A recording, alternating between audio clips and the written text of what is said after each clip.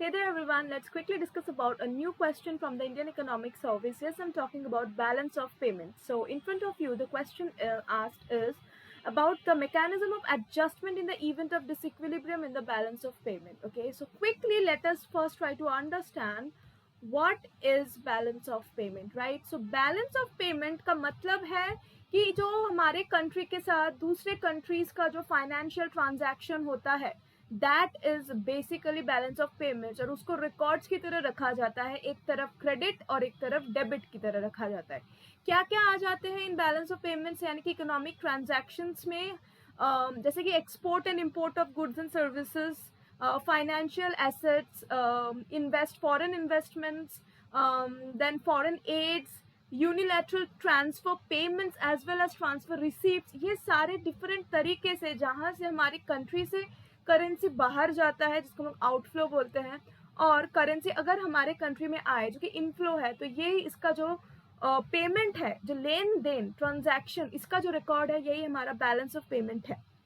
Okay तो payments को balanced हम कब बोलते हैं? जबकि क्रेडिट और डेबिट यानी कि जितना मेरे पास आ रहा है पैसा इनफ्लो और जितना मेरा खर्चा हो रहा है यानी कि आउटफ्लो, जब दोनों साइड इक्वल हो तो payments are balance, that is balance of payment. लेकिन अगर मेरा खर्चा ज्यादा है rather than जितना कि मुझे फॉरेन करेंसी का अर्न हो रहा है मेरे नेशन में, that in that case that is payment deficit, BOP deficit. और अगर मेरे नेशन में फॉरेन करेंसी का आना ज्यादा हो रहा है और खर्चा कम हो रहा है फॉरेन करेंसी का, I am using less than what I am earning, then that is BOP surplus. So this is the concept of balance of payment. Now this balance of payment has two components. पहला हो जाता है current account और दूसरा है हमारा capital account. तो जल्दी से पढ़ लेते हैं कि करंट अकाउंट में क्या क्या आ जाता है. ठीक है, तो करंट अकाउंट जो है, करंट अकाउंट में हम लोग सारे यहाँ पे क्या कंसिडर करते हैं? वी कंसिडर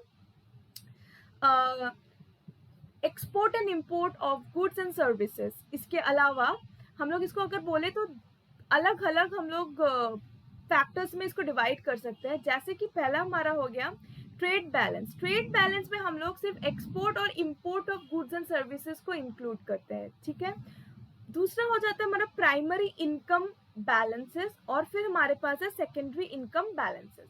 सो जितने भी ये बैलेंस का मतलब है credit and debit, credit minus debit. कोई भी हम लोग जो बैलेंस निकाल रहे हैं ना, जैसे बीओटी यानी कि बैलेंस ऑफ ट्रेड, यानी कि हम लोग क्या निकाल रहे हैं? जितना भी एक्सपोर्ट है, एक्सपोर्ट ऑफ गुड्स, ओके, यानी कि ये हमारा क्रेडिट साइड हो गया, माइनस इंपोर्ट ऑफ गुड्स यानी कि ये हमारा हो गया डेबिट साइड. तो हर चीज का जब हम लोग क्रेडिट माइनस डेबिट कर रहे हैं तो दैट इज आवर बैलेंस. तो हम ट्रेड का अगर क्रेडिट डेबिट देख रहे हैं तो balance of trade and so on. So likewise, we have this next component that is our capital account component. अब capital account component में हम लोग का क्या बोल सकते हैं कि वहाँ पे दो टाइप है. ठीक है, एक हम लोग कैपिटल अकाउंट मेंटेन करते हैं और दूसरा हमारा जो हो जाता है that is our financial account. Okay, financial account, इन दोनों को हम लोग टोटल इसमें कंसिडर कर लेते हैं. तो जो ये फाइनेंशियल अकाउंट है और कैपिटल अकाउंट है, क्या हो जाता है? कैपिटल अकाउंट में क्या क्या आ जाता है? कैपिटल ट्रांसफर्स और एक्विजिशंस. कैपिटल ट्रांसफर यानी कि मान लीजिए कि आपने कुछ बोरो किया था किसी से पैसे, या फिर in terms of something that you don't have to borrow back, right? So that is basically you now have the ownership of the particular capital जो तुमने बोरो किया हो. So that is your capital transfer.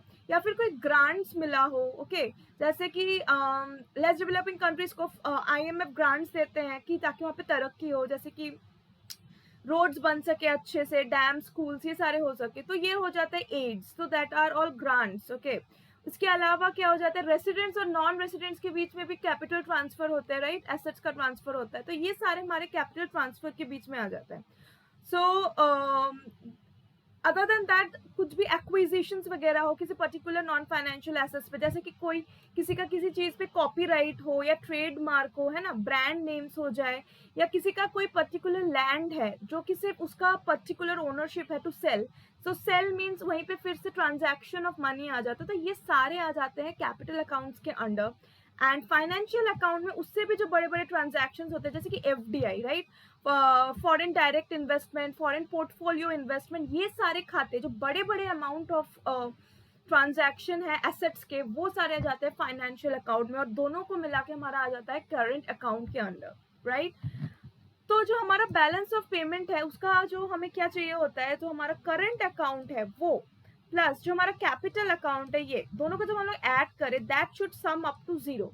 अगर summation of current account में क्या रहता है हमारा, क्रेडिट माइनस डेबिट रहता है ना। तो यहाँ पे भी हम लोग बैलेंस तो ऑलरेडी देख रहे हैं, balance in the current account, और यहाँ पे भी हम लोग क्रेडिट माइनस डेबिट यानी आउटफ्लो और इनफ्लो का माइनस कर रहे हैं हम लोग। तो यहाँ पे भी हमारा बैलेंस हो जाता है कैपिटल अकाउंट का। दोनों का जो बैलेंस है उसको देख के अगर बैलेंस होगा यानी कि आंसर 0 आएगा, अगर नहीं आया यानी कि अगर हमारा बीओपी डेफिसिट है या बीओपी सरप्लस है, तो हम लोग का एक कॉन्सेप्ट आ जाता है दैट इज एरर और ओमिशन। ये हम लोग यूज करते हैं इन द सेंस ये इकोनॉमी में जो बैलेंस है फॉरेन एक्सचेंज का, जो फॉरेन रिजर्व्स का बैलेंस है, पेमेंट का जो बैलेंस, उसको मेंटेन करने के लिए अगर डेफिसिट है तो एक्सपोर्ट बढ़ाने की कोशिश की जाती है, और अगर सरप्लस है तो बैलेंस में लाने के लिए तब इंपोर्ट ज्यादा कर सकते हैं। तो ये डिसीजन कौन लेता है, ये डिसीजन आ जाता है फिस्कल एंड मॉनेटरी पॉलिसी के इंटरवेंट करके, यानी कि आरबीआई इंटरवेंट करेगा, government will intervene and accordingly take the decision to bring the balance of payments that should be balanced for in an economy. तो इसको समझने के हम लोग एग्जाम्पल देख लेते हैं। यहाँ पे एक सैंपल है बैलेंस ऑफ पेमेंट का। तो आप देख सकते हैं सबसे पहले यहाँ पे हमने करंट अकाउंट लिया हुआ है, जहाँ पे पहला है गुड्स एंड सर्विसेज के बारे में दिया हुआ है। तो कितना गुड्स यहाँ पे क्रेडिट यानी कि एक्सपोर्ट ऑफ गुड्स कितना हो रहा है, $100, ओके, $100 million। और डेबिट यानी कि इंपोर्ट साइड में ये कितना इंपोर्ट कर रहे हैं, इंपोर्ट किया जा रहा है $5 million, क्योंकि इंपोर्ट हो रहा है तो पैसे जा रहा है ना कंट्री से, सो this is outflow and this is inflow, ठीक है। और okay, this is the trade balance actually this side, but the explanation will remain the same, so that is basically goods का ये रहा। so this is the goods means यहाँ पे क्या हो रहा है, इनफ्लो हो रहा है, that is एक्सपोर्ट कर रहे हैं, तो जिसकी वजह से हमारे पास करेंसी आ रहा है। और यहाँ पे जो है इम्पोर्ट ऑफ गुड्स नहीं है लेकिन सर्विसेज है, सर्विस को इंपोर्ट किया जा रहा है। कितना सर्विस इंपोर्ट हो रहा है, the amount of service that is imported is $5 million, that means ये जो पैसा है सर्विस का जा रहा है। तो यहाँ पे जो हमारा ट्रेड बैलेंस है ना, ट्रेड बैलेंस में हम लोग क्या करते हैं, एक्सपोर्ट और इम्पोर्ट का माइनस देखते हैं। तो ट्रेड बैलेंस हमारा यहाँ पे कितना है, देखो यहाँ पे क्योंकि कोई डेबिट नहीं है, so what ever is this is part of the trade balance. Similarly ये जितना जा रहा है ये है part of the trade balance. तो नेट क्रेडिट कितना हो गया, यानी कि इन दोनों को अगर हम लोग ऐड कर दें, जैसे क्योंकि हमें क्या चाहिए, हमें चाहिए CA plus K at the end ना, तो हम लोग क्या करेंगे कि कितना क्रेडिट आया है और कितना डेबिट गया है, इन दोनों साइड को अगर हम लोग प्लस कर देंगे तो हमारा कितना हो रहा है, देखो ये हो गया हमारा 95, यानी कि ये है हमारा balance of trade. Balance of trade माने कि कितना एक्सपोर्ट हुआ है और कितना इंपोर्ट हुआ है उसका डिफरेंस। तो ये था हमारा बैलेंस ऑफ गुड्स का कि कितना एक्सपोर्ट ऑफ गुड्स हुआ है, और यहाँ पे ये हो गया था हमारा बैलेंस ऑफ सर्विसेज का। ओके, सो ये हमारा हो गया, ये था हमारा BOS और ये हमारा हो गया BOT, right. Balance of trade क्या होता है, बैलेंस ऑफ ट्रेड का मतलब होता है कि export minus import of only goods, and balance of services मतलब export and import of services.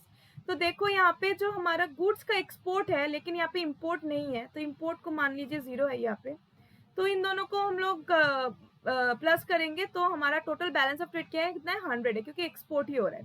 Similarly service में कुछ एक्सपोर्ट नहीं हो रहा है लेकिन इंपोर्ट हो रहा है, तो इन दोनों को अगर हम लोग कैलकुलेट करेंगे, नेट उसका फाइंड आउट करेंगे, तो हमारा यहाँ पे आ रहा है -5। तो बाकी जो है यहाँ पे primary income balance, secondary income balance, यहाँ का कोई डेटा अवेलेबल नहीं है, यानी कि कंट्री में सिर्फ एक्सपोर्ट और import of goods and services ही हुआ है करंट अकाउंट के अंडर में। तो यानी कि पूरा करंट अकाउंट का जो बैलेंस है ये हमारा CA, करंट अकाउंट का बैलेंस हो गया हमारा $95 million।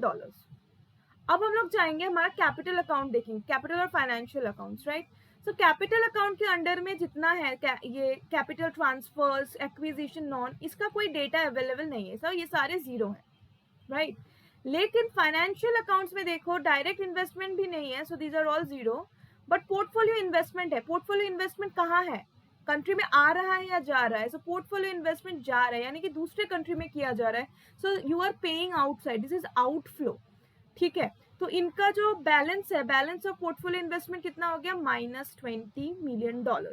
और अगर हम लोग अदर इन्वेस्टमेंट की बात करें तो नेशन में कितना आ रहा है इनफ्लो थ्रू इन्वेस्टमेंट, $5 मिलियन, और जा कितना रहा है, अदर इन्वेस्टमेंट दूसरे नेशंस में कितना किया जा रहा है, दैट इज $100 मिलियन। तो ये हो गया हमारा टोटल में बैलेंस में कितना, -$75 मिलियन।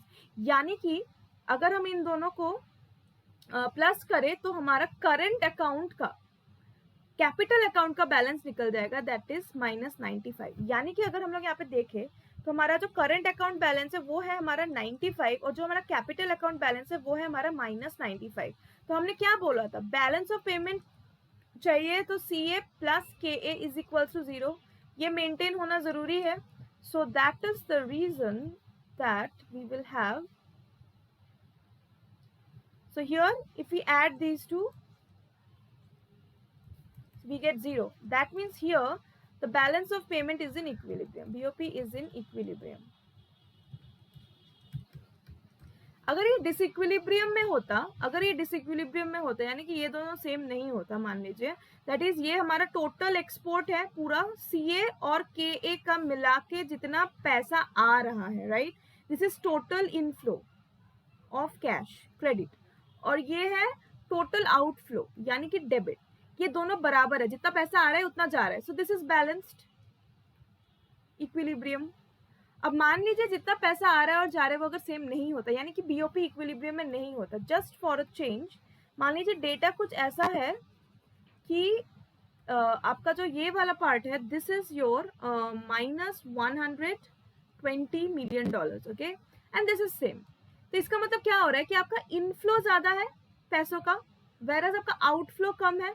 तो आपको ये बैलेंस करने के लिए आपको कुछ एरर्स एंड एमिशंस वाला पार्ट यहाँ पे लेना पड़ेगा, यानी decisions to bring the equilibrium, यानी कि आप शायद से इंपोर्ट का डिसीजन ज्यादा ले ले। कितना इंपोर्ट का डिसीजन लेंगे, $5 मिलियन का। जैसे ही आप यहाँ पे ये इतना पैसा आप अपने रिजर्व से निकाल के इंपोर्ट करना शुरू करेंगे तो ये हमारा यहाँ पे क्या आ जाएगा, -$5 मिलियन और आ जाएगा, तो ये बन जाएगा हमारा -125, और ये हो गया हमारा balance of payment in equilibrium.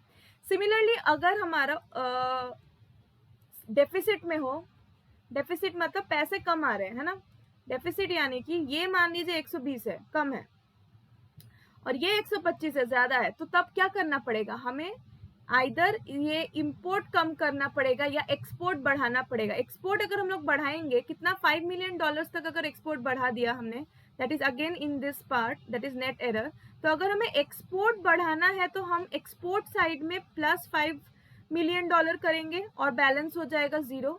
और अगर हमारा सरप्लस है तो हम लोग इंपोर्ट ज्यादा करेंगे to make it balance. So this is how we can adjust if there is any disequilibrium condition in BOP in the economy and bring it back to equilibrium.